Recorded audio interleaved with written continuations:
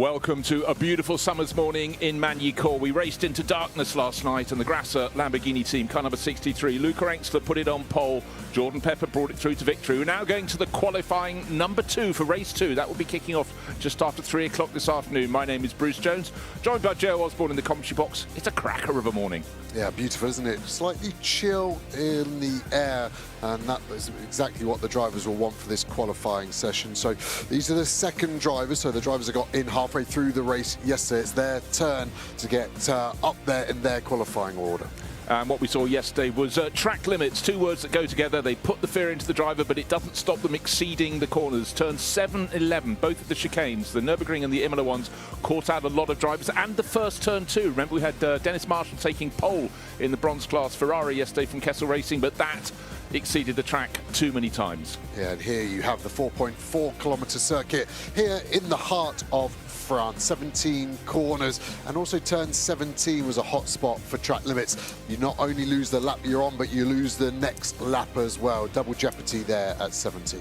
So the sessions, 2 sessions now, and it will be the bronze and silver first or second? Which way round? It was the opposite order. Opposite to yesterday, so they go first. Silver first. So we saw a bronze car on overall pole provisionally, didn't we, with Dennis Marshall? That's not going to happen today. Those bronze graded drivers are doing the qualifying. So expect a fair battle between silver, gold and pro for overall honours. 2 sessions combined at the end.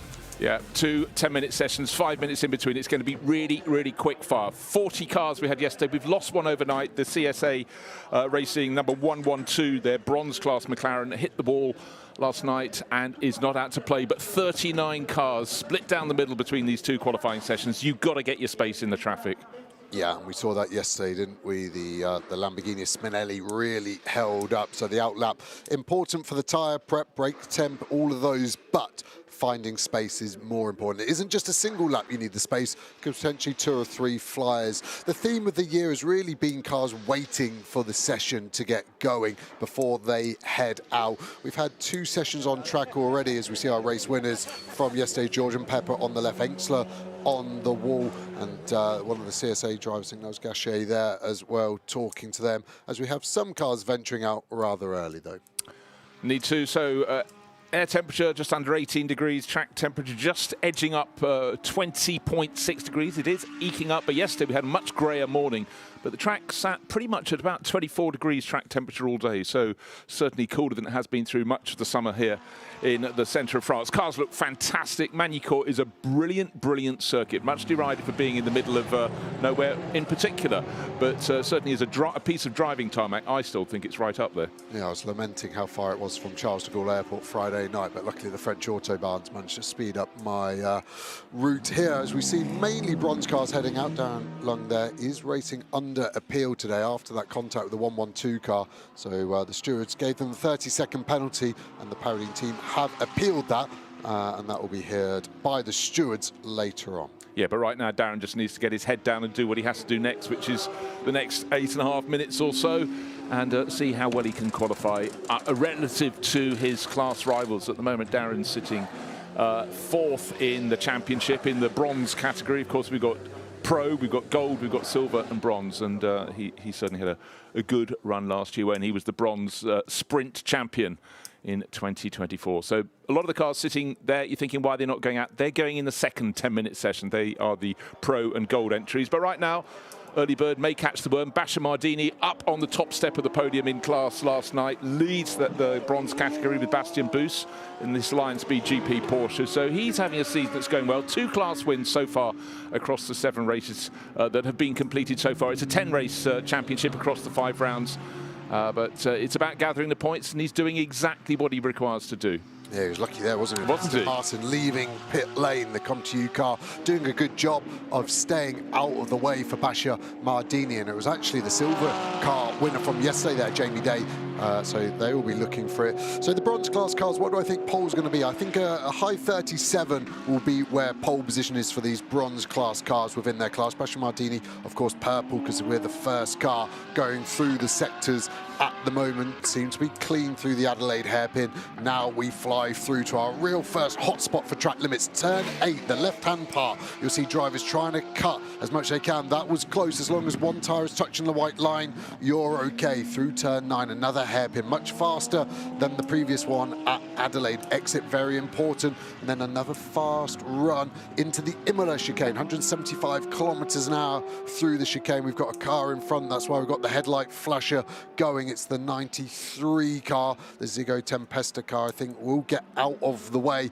And at the moment, this is looking like a tidy lap for Mardini. I say that we missed the apex at 14, and then he will be concerned, still on the headlight flasher, trying to make sure that Ferrari doesn't impede him. I think the Ferrari's just picking up the pace. Marco Pulcini at the wheel. 3 corners to go. Turn 15 is the right-hander. That's Lise, and then 16 and 17, you almost go straight into those. The flick to the right, the flick to the left, and will he exceed track limits on the outside? No, that's fine. So Mardini ought to put the first flying lap onto the board. 1 minute 39.4. There'll be time to come, but he's got a marker down there. Yeah, and you can see Mukovic there was on a decent lap, had to back out of it. Why? Look at the 2 cars in front of him. I don't think he's given himself much space, though. He'll be hoping those silver cars in front get going. Fabien Dufay crosses the line 3rd at the moment in another Porsche GT3. Yeah, so looking for who's going to rise to the top. It's a 10-minute session. We're very nearly halfway through. We've expired 4 of those minutes. But so far, only a handful of cars getting warning for track limits. So maybe they've learned a few lessons overnight, because so many drivers literally ended up with almost nothing to show. Definitely not their best lap, but the one that counted was all they had to stack up. The fastest time overall in qualifying yesterday that counted was 1 minute 36.094. Franz Enxler and, of course, the Grasser Lamborghini, they went on to win the race. But we did see a couple of laps in the 1 minute 35s. Those were taken away for track limits. Yeah, on board of Darren Lund coming into the last set of corners now gets it stopped. Good lap so far. This could be class pole position for Darren Lund in the bronze class through the final chicane. This is where the track limits can hurt you on exit. Looks very, very clean. Maybe too good there. 38.4. It'll be close to provisional pole. I still think there's a 37 for the bronze class cars. Perez here in the silver cars does get into the 37s and takes pole position in class and overall in this session. Well, very, very tidy lap from the Sri Lankan driver. First season racing at some of these circuits, so that was a job very well done. The clock continues to count down. We're further than beyond the halfway point in this qualifying session. Riding on board now with Marco Pulcini, the Ziggo Tempesta Ferrari driver, and he moves himself up to 3rd in the charts. 1 minute 38.9, but that's a big distance. It's 1/4 seconds off that leading lap from the Rutronic Porsche of Ishan Perez. So Perez going well. This is Dustin Black. We've got a yellow flag out to the Qatari car and a red flag as well. We've got the 52 car in the gravel at turn number 3 as we've got another car in the gravel at 14. So it's all kicked off at once there. So the 52 car causing the red flag will lose its fastest lap. And that's Jeff McKill, as you can see, and there in the air, of course, Ferrari. And I'd imagine that's had a big snap of oversteer right in the mid part there. And you're trying to get the car back into the right for a second apex. And the car hasn't allowed him to do that. Yeah, and we saw the QMMF Audi going off in sympathy in a way, but he ran through the gravel in the Audi and got back on. There it is, car number 27, so that would be a little bit dusty, but nothing untoward. But red flag, the clock has stopped at 4:22. You can see the tyre marks, the wheel marks tell a story. The tyre wall having been tattered there. So was that a rear end impact as well, or was it just straight into the front? I think it was rear. I think it's whip around. 180. Yeah, it's a huge amount of speed through the apex at 140 kilometers an hour. So even though it looks like a vast gravel trap, it hasn't stopped that Ferrari as the AF Course mechanics look on. The Ferrari has got quite a quirk to it where the whole front and rear end can come off with just a couple of quarter turns on the bodywork. So I don't think it's going to be a huge repair, but obviously the race is this afternoon at 3:15 local time. Driver okay, we're being told on the timing screen, but this will be a delay. The clock has stopped, but the problem with qualifying is such a short run. As you can see, Jeff McKill's walking away from it and looking at the damage, and there's a fair amount there, isn't it? You can see the bodywork, the Marshall pulling away there. That's the rear diffuser, so that's going to become fully detached. Rear wing looks okay, which is a positive, because that can be a trickier one to fix. Right, to lose a car going into Estoril, turn 3. Turn 1's very quick, Grand Corps. Turn 2, if you got it wrong in the first, whips around. Well, I'll tell you what, we're going to take a look at this accident following the car behind. Look at the car in front. We're riding, and we're going to see what happens to the Ferrari. Joe, what are you seeing? So it was very early. It was on the exit of one, and Pulcini had to take evasive action. So that was much earlier than I was expecting. So the issue coming on the exit of turn 1 into 2, and then the crash going all the way to the mid part of turn 3. Yeah, I certainly quite like. Driver has moved away from the car. The car just needs to be recovered. But yes, I too thought it was probably a mistake in 1 that led to a problem at 2, but it had snapped around on him. And certainly for Pulcini, a face full of dust there. So he would have liked to place his car. He went a little bit wide, but hardly surprising there. But he got away with that. But Jeff McKeel's AF Corsa, SRO Motors Ferrari looking a little bit tattered, and he didn't have a time on the board. In fact, we've only got 8 drivers with times on the board. The best so far, Jamie Day, who sneaked one in 1 minute 37.0 seconds. So he's clear by 0.7 of a second in his Come To You Racing Aston Martin. Ishan Piris, second fastest. We saw his good lap for the Rutronic Porsche. And I'll tell you why we haven't seen many laps put in. 8 cars have lost laps to track limits already. And Darren Lung was one of them, so was Pulcini. So we're seeing a huge amount of Fay as well. So we saw AMS, didn't we, doing in the bronze class, low 38s. Now the AM pole is a 39.1. So many of those laps deleted. And corner-wise, there's a mixture. There's turn 3, there's turn 7, there's 15 and 5. So as a driver, we saw this yesterday, the first part of qualifying, the drivers seemed to roll the dice too hard, and then the B session saw that and kind of reined it in a bit. And unfortunately, the drivers seem to have a short memory. Less than 24 hours ago from qualifying 1, the track limits is the big issue here. Yeah, and worth pointing out, of course, yesterday they went the other way around, didn't they? So the ones in the second session were the ones who were in the first session today. But I mentioned they'd obviously learnt lessons overnight. How wrong I was. Anyhow, we're still waiting with this red flag period. We've got just under half the session remaining. But Joe, to go out with just 4 minutes, 20 seconds, and if you haven't got a time on the board, or you have had a time that's taken away, you've got to get it right on your first flyer. In fact, there's not going to be much time for anything more than that, is there? So it'll be out, keep it clean, get heat in the tyres, and then deliver. Do not transgress on the track's limit. You've got to get something on the board.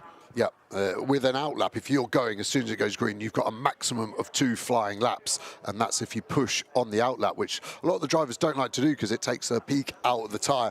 The other thing with the tyres, they've now done a heat cycle, so drivers would have to come back to the pit lane at 80k as soon as that red flag was thrown. You can see the teams have taken their wheels and tyres back to the ovens to keep them warm, but now that peak performance is lost, so you've really now got to push hard. And guess what happens when you push hard as a driver? You make mistakes, and a track limit is an easy mistake to make. I see where you're going on that one. So fans in the grandstands, they're going to have plenty to watch. This is going to be absolutely explosive, because when the pit lane is open for the cars to go out, 4 minutes and 22 seconds remain of this 10-minute the first qualifying session of qualifying 2. This is defining the grid for this afternoon's race. That will kick off at 3:15. But we saw a couple of front runners slip up yesterday. Is it going to be the same story again?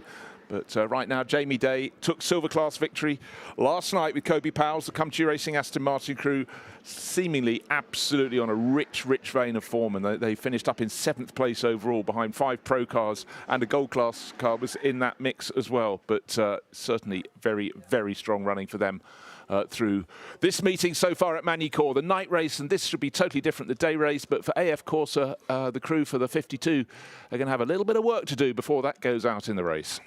Yeah, and they'll want to make sure it's all straight and true as well. The tracking and everything will get checked. AF Course running 4 cars, so you can see the gap where it should be between the Ziggo Tempesta, the white and orange car, and the 2 factory cars, the 50 and the 51. The 51 had a rough race yesterday, didn't it? Got turned around, turn 4, lap 1, and then later retired. So the CSA McLaren got a penalty for that. Other cars that were in the wars, one of the Tressa Attempto cars, the one at the back of the shot, the 99 car, got roughed up as well. They did the hardship lap this morning to make sure they were okay. As we look on board of Mukovic, he will be ruining that lap he had to back out of in sector 3 for traffic, because that would have been somewhere in the 38s, which at the moment would be enough for the bronze class pole. He's at the moment a 141 because he backed out of that lap. It really is a consequence when you just have a 10-minute session. You know, you've just got to you don't want to put a banker lap in, but you really have to. Ishan Pires, he'll be smiling there because he's second overall at the moment, running in the silver class. Rutronic Racing, of course, ran the car right in the lead of the race yesterday. That was the sister car, number 96, but they seem to have got a very, very good setup for their Porsches around here at Magny-Cours. It's a circuit that requires a good degree of flow, but it does seem to have so many points where it's really tempting to just push too hard over the curbs. Turn 7, 6, 7, that is the downhill chicane, Nürburgring, and the way back up the hill, 11 and 12, certainly were drawing people in throughout yesterday. And we have a timing screen that is almost full of entries, which is track limit transgressions. And a lot of drivers have had their times taken away so far.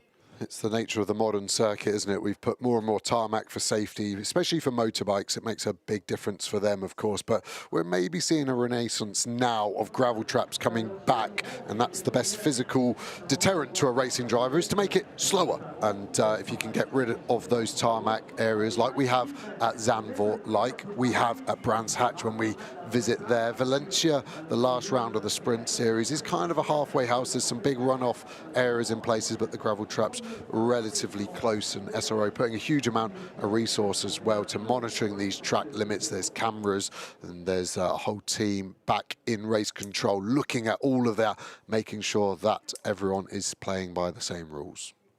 So drivers on board, keeping their focus. Just saw Cesar Gazzo, he's having a good season so far for Boots and VDS with their Mercedes, but just keeping the focus. And as you said, wheels confiscated from the drivers. They want to get those in the oven and bring them out when they've got at the last moment as much heat as possible, because you've got to get out on your out lap. You've got to deliver when it comes to your first flying lap. And if you're right at the front of the queue, you may, as Joe predicted, get 2 flying laps on board. But it's going to be touch and go for the half the field. And of course, you're rather hoping your pit garage is one closest to pit exit, gives you half a chance of achieving that. But for 52, the Ferrari there, battered rear end with the contact with the tyre wall at the third turn at Estoril, that long right-hander. But the mistake was made going through turn 1, trying to carry as much speed as possible, and simply lost grip, the young Belgian driver. Well, he'll be ruining that, but hopefully the crew can get the car fixed.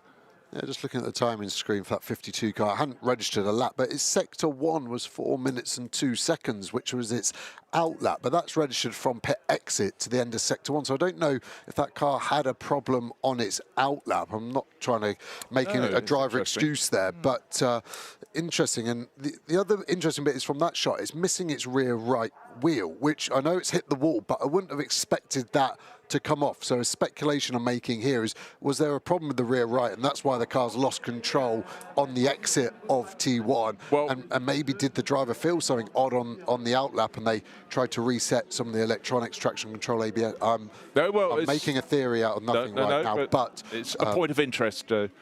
Yeah, and sorry, the rear right tyre is there. It's just been pushed in so hard. So my theory has been blown out with the water by myself. Sorry, it gives time for finding other ones. So that's what it's all about. But the number 52 Ferrari, AF Corse of Francorchamps Motors, being flat-bedded back, that's a verb now, flat-bedding, back to the paddock for repairs.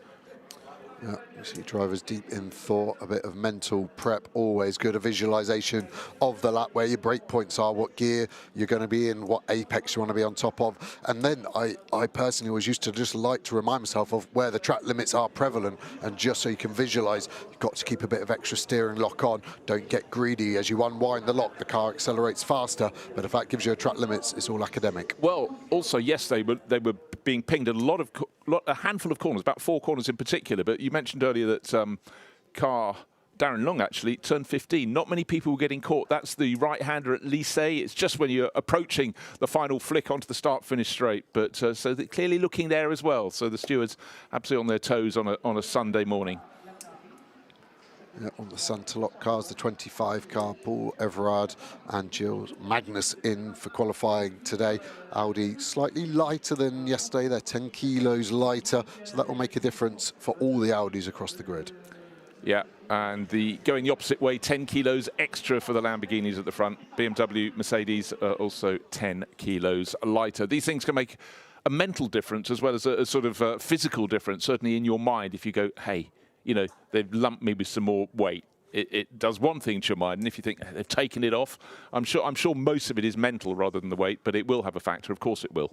Yeah, and 10 kilos around a circuit like Magny-Cours is probably a 1/10.5, 2/10 at maximum. So it's a positive, but not a huge one. But the Lamborghini also did get 15 kilos after qualifying and still won the race with the fastest lap. So they'll be confident that maybe the 10 kilos won't be the end of their day. And there is Jamie Day, and looking nice and relaxed, doors open. It's not the worst place to be when the weather is like it is. It's a hot place, of course, but when it's 20 degrees ambient, he won't be too bad. And obviously racing under the UAE flag in Australia as well last weekend racing, the temperature won't be on the high scale for him. No, absolutely so. So again, it just shows with the GT World Challenge having 4 championships around the world. If you've got a race license, got a helmet, got a reputation, you can clock up the air miles. And Jamie nipping down and won the second race at Sandown last weekend with last year's champion Liam Talbot. But yeah, I mean, you certainly can clock up the number of circuits you race on, and what do racers want to do? Race as many different places as they can.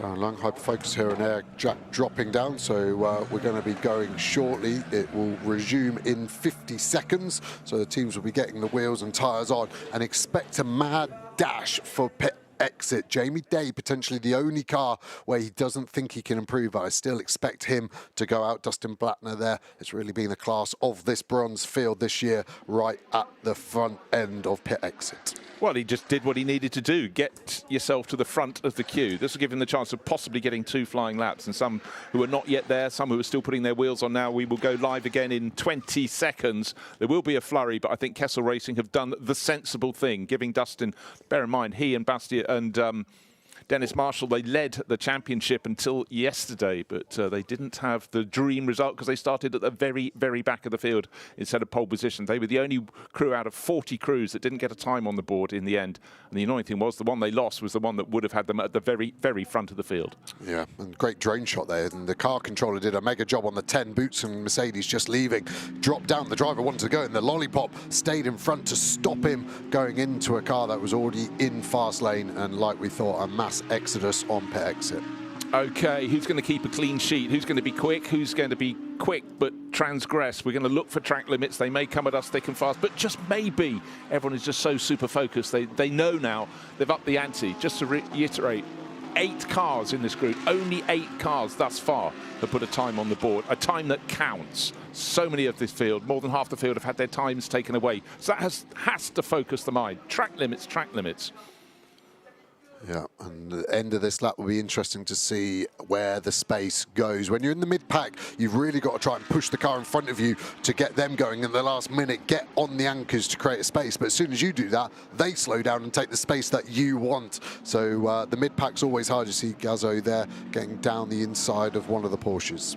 And of course, the car in front of you might be the one that has just timed it so they get that second flying lap, but because they've backed it off, you're the one that doesn't, so you've absolutely got to get on their tail. But for Dustin Blattner, the American racer in the pale blue and white Kessel Racing Ferrari, he's got the clear track, and tucked in behind is the number 81 Winward Racing Rinat Salikov driven Mercedes. They should be fine. They've also got a bit of space around them, and we will see who gets down and who can deliver next time around. They're coming on to their flying lap, and the clock is already counted down to 2 minutes and 40 seconds or so remaining in this session.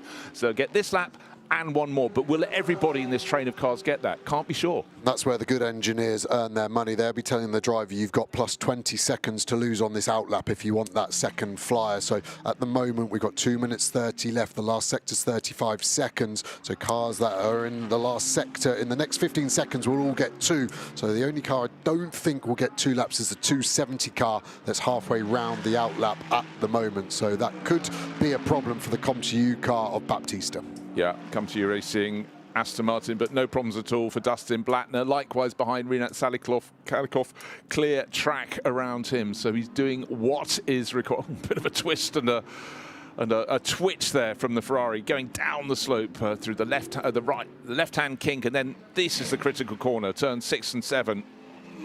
He's looking tentative for one of our fastest bronze drivers, and I think that's tyre temp related. So he's going to need 2 flying laps, because this first lap's really now transformed into a prep lap to get those tyres back in the window. He's fine on space. He'll keep pushing, of course, because he wants to get a lap time on the board. Currently, we don't have a single lap, so this lap, as long as it doesn't get a track limit, will put him on the scoreboard at least higher than where he is. But I think it's going to be the times are all going to come on this last lap of qualifying 2A. Clock counting down, 1 minute 20 seconds remain in this session. You can see in the graphic in the top left of your screen, and it's Jamie Day leading the way from Ishan Pires. It's Aston Martin from Porsche, third in the queue. Top bronze driver is Gabriel Rindone, car number 80, Lion Speed GP. They're having a good meeting so far. But Dustin Blattner through turn 15, 16 and 17. Now, okay, this, providing he hasn't exceeded track limits, we'll wait and see. You don't count your chickens before they've hatched, or your eggs have hatched, but Dustin Blattner swooping through Grand Corps. Still, it looks so pretty much everybody, you're quite right, maybe 270 won't do it because that's only coming out of the Adelaide hairpin at the moment. The checkered flag will be greeting them when they would have liked another flying lap, but it ain't happening. But we're getting times coming onto the board. Dustin Blattner goes third, 1 minute 38.9 seconds. And we think there's more to come from him because he certainly, you were quite right, Joe, he had a little bit in hand.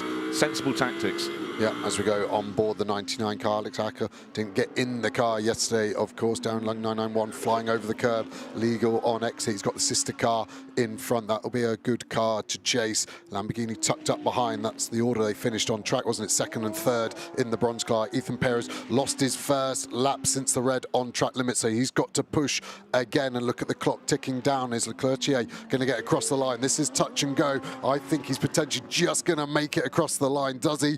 And just looking to the time screen, doesn't get a checkered flag, so he gets one more.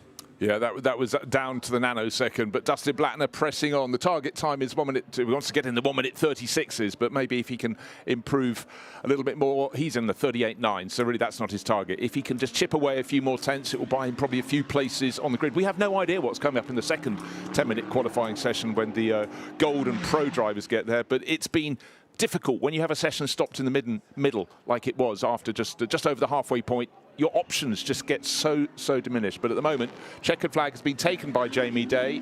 He is sitting there, provisional pole by 0.7 of a second. Surely that's going to be enough. Well, Blattner does a mega job there and keeps his pole position, but cements it. Can Pulcini do anything close on the sectors? And Pulcini crosses the line, and it wasn't a great last sector. 9/10 off Blattner in that sector and the lap. It was all in sector 3 there. I thought 37 was going to be pole for the bronzes. 38.003 for Dustin Blattner. Yeah, that was a big gain from him. Still half the field looking to come through, but Jamie Day is still sitting there, 1 minute 37.037 seconds. We've been talking about Darren Look, the sister car, Mex Janssen.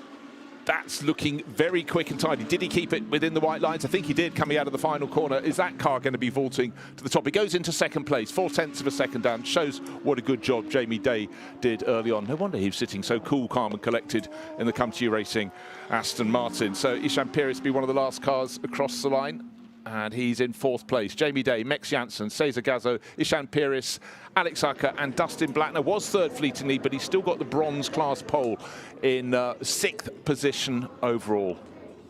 Yeah, it's a good job by Salikov as well in the bronze class, but again, Dustin Blattner really good. He's got 4 silver cars in between him and the next bronze car. As we see Jamie Day coming into pit lane, he didn't improve after the red flag. He only got 1 flyer, 9/10 off. I think interesting, this is going to really hurt this session compared to B. If there isn't a red flag during 2B, then this is going to be hard. When they combine the times, I think Jamie Day normally would be inside the top 10 on an overall combined of the 39 cars we'll have today, but I think that's going to be more like 16th or 17th. Because of that red flag, they lost their optimal performance of the tyre. Yeah, and in the end, everybody did get a time that counted, was official. A lot were adjusted because of track limits. So the only one who didn't was the car that was 20th and last, Jeff Michiels. We saw him off backwards into the tyre wall. He got out fine, but the car's a little bit bent and battered. So he will be forming provisionally the last place on the grid. But good run there from Dustin Blattner, 5th overall. Kessel Racing Ferrari, top bronze qualifier there. But Jamie Day for silver up the front. Yeah, and that's 3 straight bronze cup poles for Blattner now, and he's really in a great amount of form, and that could have been a second pole for that car, obviously in class. And Dennis Marshall on pole yesterday, bought 4/10 and then lost it to track limits, unfortunately for him. Jamie Day doing a good job there, speaking to one of the Aston Martin engineers, making sure everything's okay. He'll go back for a debrief with the ComTU team. Good job, Jamie Day.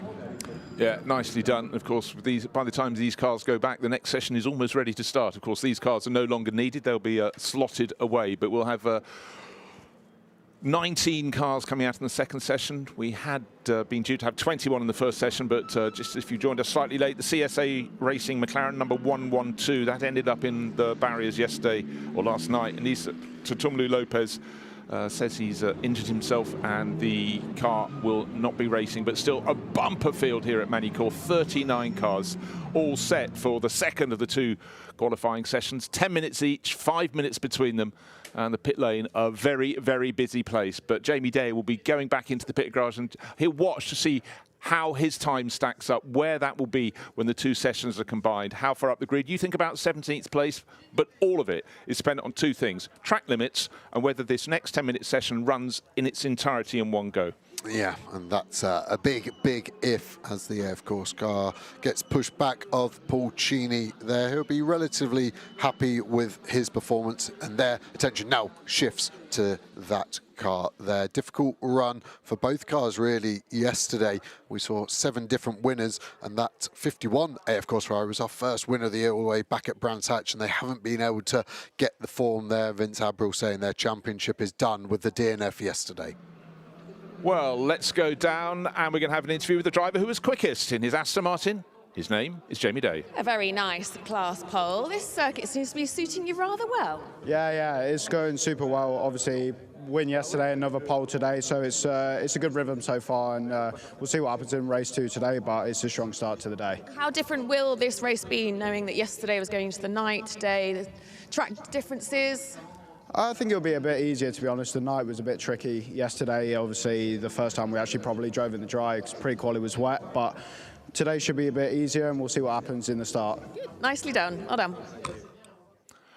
JB Day, cool, calm and collected. He's done all he can do for now, and there's the car, the Aston Martin he shares with Kobe Powell's, up at the top by just under half a second from Cesar Gazzo, the Mercedes from Boots and VDS, and Ishan Pires, the Sri Lankan, going very well for Rutronic Racing. 0.7 of a second down. Alex Arca, after the disaster they had yesterday with a non-finish in the race, qualifying 4th in this first qualifying session is not a bad stint. And the top car in the bronze class, Dustin Blattner, doing what he's done before, doing it very, very nicely indeed. Top 5 cars covered by a second. Would have been closer if it hadn't had that interruption in the middle with that red flag period. But the number 52 Ferrari down at the bottom of the time charts there, didn't get a time on the board. Jeff Michiels is okay, but the car will require a bit of work from AF Corsa.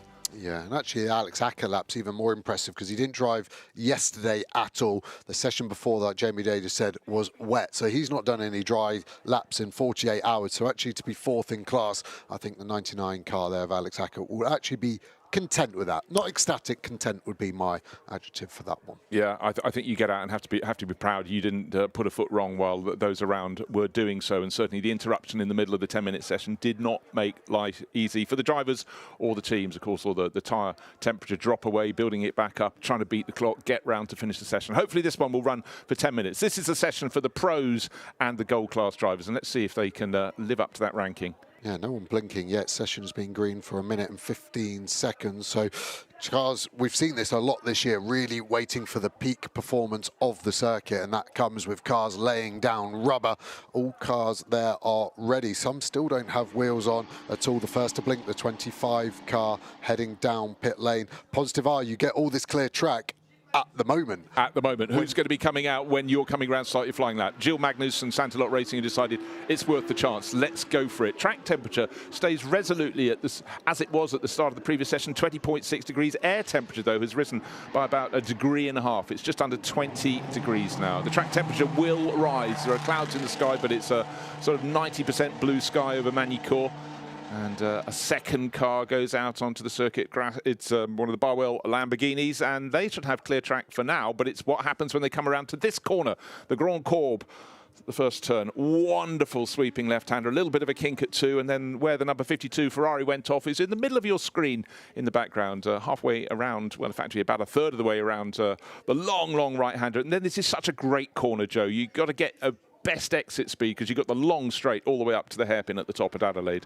Yeah, it's a difficult corner as well. 2 apexes, super high speed like we were talking earlier, 140k through there. And I remember the first time I ever came to Magny-Cours 8 or 9 years ago now. It was the first ever time the McLaren 720 was driven on track actually, and part of the development. And yeah, myself and Rob Bell, we pounded around here for a few days getting mileage on the car, and it was a great circuit. And it's a shame it's lost Formula One, but it's great that we get to come here with a grid that we've never had anywhere near 20% bigger this year than any other field we've had. 39 cars today. The racing was pretty epic last night, and I expect the same today. Yeah, I mean, they couldn't be more different, but certainly 40 cars what went out to play. One was a fall, as we said, the number 112 CSA Racing McLaren. That will not be taking part, but 39. It's absolutely epic. Wonderful high shots looking down. This is the approach to Imola, but right now, onto its flying lap. Nobody else has come out to interrupt it. You just got Ricky Collard running around behind, but let's ride on board with Gilles Magnus. You're the driver, you're the talker, Joe. So here's that corner we're talking about, the double apex completed and legal on exit. Now we go down to our highest speed point of the lap, flat through the kink here at Golf speeds, getting up to 260 k's, braking just after the 150 board, down to our slowest corner of the year, 45 kilometers an hour. Sounds like we're running down into first gear. We are aboard this V10 Audi R8 GT3. Now another blast into the Nürburgring chicane, fast right, left. The track limit's very easy to do on the left part of the chicane. Are we going to stay legal? Looks like we are on board with Magnus. Now this very, very tricky hairpin. Why is it tricky? There's 1,000,001 lines to do. We're going for the late apex here with Gilles Magnus. The positive is we get a good exit. Looked like we didn't lose too much on entry either. Another fast chicane. This time the Imola one, right and left, slightly tighter than the Nürburgring. So you have to carry the brake in, rotate the car now, full throttle, and then suddenly turn 14 approaches while you're trying to drag the car to the left. Don't miss the apex. Hook it up, rotate the car, full throttle now. Again, first gear shows you the stop-start nature. Just 2 more corners to go of this lap. Diving downhill now into turn 15. Hard on the brakes. Watch the bump towards the end. The balance of this car for looking great for Magnus. Short shift there. Maybe the rear tyre starting to drop away. Not too much wheel spin. We break the beam now. 36.8. Poling this session and pole overall on the combined. Yeah, Jamie Bidday's time was 1:37.0. So let's see what Ricky Collard can do. He's picking up at the pace as well. That was a good, tidy lap. And for the others who are still sitting in the pit lane, we're halfway through the session and only a handful of cars. Well, only 2 cars are about to set their flying laps. Still waiting for the second one to do so. So really, Gilles Magnus, he stuck his head out. He stuck his neck out by going out super early. Was worried traffic might come out, but it came onto the track after he'd gone through on his flying lap. Yeah, where's this lap going to put Ricky Collard? I think it's going to be like a 37.6-ish at the moment. Car going over the curve rather aggressively. 37.561. I was 400ths off, sorry about that. Puts him second in session, but you can see that slots him in 4th overall. So we're looking at combined times on the timing tower on your screens on the left, and then we're keeping on our timing screens for the session overalls. Just bear in mind the first session was interrupted by a red flag, and that certainly broke the flow. And then on top of that, a lot of drivers getting track limit warnings and having their best laps taken away. And you don't get many laps in a 10-minute qualifying session. So you've got to be neat, you've got to be tidy, you've got to keep at least part of one of your tyres within the white lines that mark the edge of the circuits. Turn 14, top of the hill. And the drop down from Chateau d'Eau, it's a wonderful sweep, but then you've got to focus on those really tight corners that complete the lap. And the Armani racer just coming to the first of those, turn 15. Yeah, and he's looking tidy at the moment. This will be in the mid-37 as well. Huge snap of oversteer there. Good correction. Magnus is actually on another lap as well, so I think he would improve as we look at Enrique Chavez. This could be close to taking the pole position as well at the moment. You can see on the sectors he was nearly a 10th quicker in 1, 2 tenths off now. The fastest, that's just updated. These times tumbling all the way here. What can he do in the Valkenhurst Aston Martin? He crosses the line 7007. That's a good last 3 numbers for an Aston Martin. Certainly is. You're going to please the marketing department, haven't you? But right, we've got 4 times on the board. It's Gilles Magnus, Enrique Chavez. And now it's changing very fast. Sebastian Ogaard has just put his Audi up into 3rd place overall. But still, the figure you need to know is that Gilles Magnus' time is the best of the lot. He's exceeded the ultimate pace of Jamie Day in the first qualifying session. So he, at the moment, is on provisional pole. Only a handful of cars, only 2 cars have been had lap times taken away. So the drivers in this session have been paying far more attention to track limits. The cars that have had their times taken away, CSA's 111. Simon Gachet driven McLaren and 51 as well. Of course, that's the car that's not getting any luck this weekend. That's Vincent Abril, AF Corse Ferrari. Yeah, the McLaren's looking quick. Kirchhofer fastest at the moment. Sister car Louis Pret about to cross the line in a really bad sector 3. Didn't see what happened there going on board of Jordan Pepper. Pole position yesterday for Luca Enslin, race winner as well. And what can Pepper do? Not flat through one, just needs to feather the throttle. But at the moment we have McLaren from Ferrari, from BMW. What can the Mercedes do if Maxime Martin starts his lap now? And he's only got time for 2 laps, so he'll be praying for no red flag. Yeah, well, just in answer, was looking to see if Gilles Magnus could go well on his second flying lap. He almost equalled his first, but at the moment he's tumbled down to 8th in this session. And that isn't what he was looking for. But there's still time to make amends. 1 minute, just under 2 minutes remaining in this session. But it's Marvin Kirchhofer, top of the charts. Remember, he won the second race with Benji Goethe at Misano, the previous meeting in the GT World Challenge Sprint Series. And certainly McLaren have been looking very tidy. In the opening lap of last night's race, both of the Garage 59 cars came on in leaps and bounds. But at the moment, he has the bragging rights. Arthur Leclerc, at least putting some semblance of a smile on the faces at AF Corse, second fastest by 0.3 of a second in his Ferrari. And Enrique Chavez, that really good run in his Aston Martin, third. Yeah, it was a great sector 1 from Kirchhoff. The McLaren mighty in the speed trap in sector 1, clear of everyone else. They've got obviously a trimmed out car, might not be running much downforce. What's going to huge sliding? What a save. I thought Kelvin van der Linde was going in the wall, took so much apex. He would have done a track limits for his worries as well, but he does well to save that and actually getting out of the way of cars behind. Third at the moment for that car, and that last lap was still his best, but I think he'll lose it to track limits. What can Kirchhoff do as he crosses the line? I'm glad we got Jordan Pepper's time on the side of the screen there. That was one of last night's winners, along with Luca Engstler, and about to complete a lap. Where is the Lamborghini going to slot in? He goes into second place. He's down by 0.166 of a second. More to come, but not much more time. Only 40 seconds remain until the checkered comes out. Yeah, as we see Martin crossing the line there, goes 8th. And I think when we were on board with Pepe, he was getting held up slightly by the McLaren in front of Louis Pret, so that could have been a pole lap if it wasn't for it. But which car is on pole? The sister car to Louis Pret. Was that tactical or just lucky? Well, you never know. Right, Thierry Vermeulen's moved into 3rd place overall as the top gold qualifier, so his teammate will be very happy with that if it can stay. Looks like a very tidy lap from Enrique Chavez. Up near the top, he was 3rd last time I looked. Now he's down in 8th place, but it's all about getting the laps in. And did he just exceed that final corner? Quite possibly. Turn 17 could be another taken away. Close. He's the last driver to get another lap as well. Everyone else is going to take checkered. And another purple sector 1 for Kirchhofer, flashing his headlights there. Can't really see any cars in front. The Ferrari's miles in front of him, so I don't know if that was a mistake. Right on the borderline. Another purple sector 2. He has been in mighty form. Pole position Spa 24-hour, pole position at Misano. He has been super fast, and he's blown this McLaren out of the water at the moment, and he is closing on the 50 Ferrari, isn't he? He will be concerned. Arthur Leclerc, is he diving for pit lane? It will be a distraction if it doesn't hold Kirchhofer up. Pushes to the line. Where's this going to put him? Legal on exit 35.5. That is a monster lap. Pole position by nearly 0.6 of a second at the moment. Yeah, it took out just under half a second on his previous best.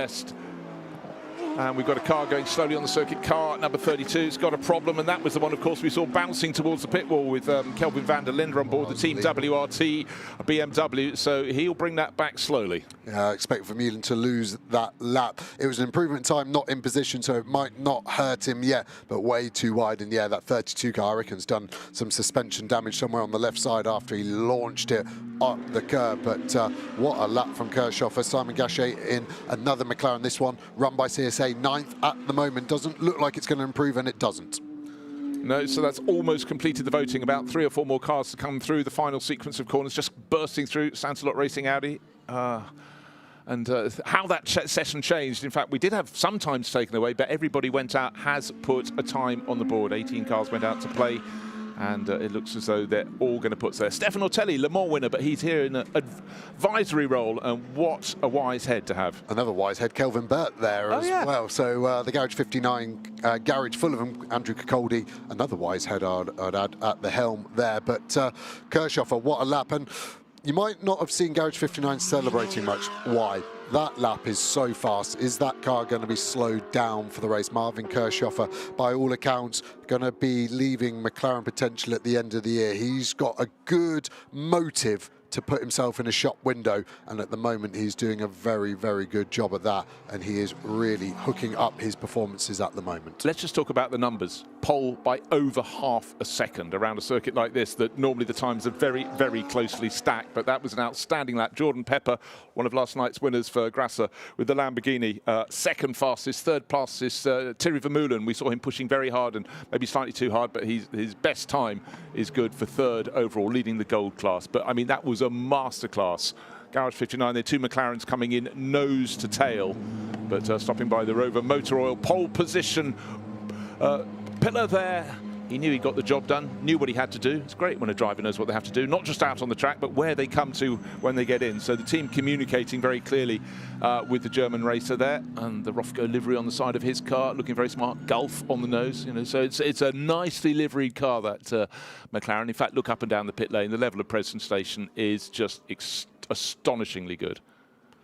Yeah, and just looking down the order, it's close between the Ferraris. Vermeulen, the top Ferrari for Emil Frey Verstappen.com. Van der Linde, top BMW. Martin, the top Mercedes. So we've got a good mix of cars. And when we combine the times, you remember my prediction of Jamie Day, where they were going to be, and they're going to end up 17th. So it was advantage session Q2B. Very good. You said 17th. It was 17th. Doesn't happen often, Joe, maybe, but we'll take that one. But Marvin Kirchhofer, balaclava off, earplugs out, doesn't look as he's even been out on the track. Cool, calm, collected, and clearly very, very quick indeed. The other thing the drivers will be scared of, he did that on his third flying lap. Normally these Pirellis best on lap 1, then on 2 they drop by a few tenths. But to do that on his third flyer, that indicates to me that they've got good race pace as well. So I think that's why he had a wry smile on his face. And one of the good guys in motorsport as well, Marvin Kirchhofer. So worked with him a fair amount, and he'll be happy with his performance this morning. Well, let's find out if he is happy, because Alex Legui has gone, and for the Rover Pole Award, let's go down and hear. Marvin, you were unstoppable in Spa, you were unstoppable in Misano, and Magny-Cours looks like it's on track to be another great round. You're on form at the moment. Talk us through that qualifying. Yeah, I'm enjoying it right now. That's 3 out of 3. Once again, the team has given me the car that I needed. We struggled yesterday. We didn't really have the pace, and yeah, with all the hard work they've put in overnight, I know they didn't have a lot of sleep, which I appreciate. They gave me the car that I needed, and it's a great result for us. What did you learn from yesterday that you can apply today to put you on the top step? Well, it's my first time here. I've never been here before, so there was a lot of learning on Thursday in the paid test session, and even yesterday in the race, because yeah, first time out here. So obviously very, very pleased with the result today, and hopefully we can make something like similar what we've done in Misano. Congratulations, and now MJ will present to you the Rover Pole Award. Very nicely done, Marvin. Have a great race. Well, he's joined all the dots. There's the Rover Pole Award winner, Marvin Kirchhofer. Cool, calm, collected, and very, very smooth out on the circuit. He went out to the edge, but he always had the wheels within the white line, and that is the job done. But it's that sheer pace, 0.58 of a second. That is a margin. Yeah, he did hook up his theoretical best, so he put all 3 sectors together on the lap. Cars that didn't do that, the Ferraris actually were very quick, and they could have been ahead of Jordan Peppers if they had done the same job this 59 car has done, and there we see that massive margin. Yeah, talking Ferraris, they're 3rd, 4th and 5th, but bragging rights to McLaren, top of the pile. Marvin Kirchhofer, 0.56 of a second ahead of the Lamborghini of Jordan Pepper. Then Thierry Vermeulen, top runner in the gold class in his Ferrari. Then Arthur Leclerc and Vincent Abril, the AF Course Ferraris, 4th and 5th. Kelvin van der Linde limped home slowly, but his time was before that in the BMW from WRT. Still good for 6th place, just ahead of Maxime Martin, Enrique Chavez, who looked really strong in his Aston Martin, Simon Gachet and Ben Green in his Ferrari completing the top 10. It was fraught, but behaviour very good in that session. And eventually the fastest driver in the first of the 2 qualifying sessions, Joe Osborne predicted it, and Jamie Day qualified 17th overall. You said it would slot in when the sessions were combined, but everyone up and down the pit lane is going to be looking at the pace of those McLarens. Look really nicely balanced indeed. We have no time at all for Jeff Michiels, unfortunately for him. He lost his time, but pole in the bronze class goes to Dustin Blattner. It's happened before. Pole in the silver class, well, the pro class, obviously Marvin Kirchhofer. There's the graphic on the bottom right of the screen, but I mean, he's put his imprint on that qualifying session. So let's take a look back at the first of the 2 qualifying sessions here. 10 minutes each, but the first one was to be interrupted, but it was who was going to get out on the circuit first, get a chance to go for a run. Dustin Blattner working hard, Isham Pieris working hard as well, but the 10-minute session was interrupted when we lost the number 52 Ferrari into the tyre wall. That needed a bit of rebuilding, the car will as well, but Jamie Day came through and he was fastest in the first of the qualifying sessions in the Come To You Racing Aston Martin. That's car number 21. And then in the second session, of course, it was for the pros and gold drivers to see how fast they could put their marker down. Certainly Kelvin van der Linde going well, but a huge moment, and you're quite right, very nearly going towards the pit wall there. But it was the Ferraris working their way to the front. Arthur Leclerc looking very, very handy indeed. But all along it was the Garage 59 McLaren that was making its space in the traffic and finding its form. And so pole position going to Marvin Kirchhofer. Join us later. We'll be on air at 2:30 Central European time. Do make sure you enjoy our second race.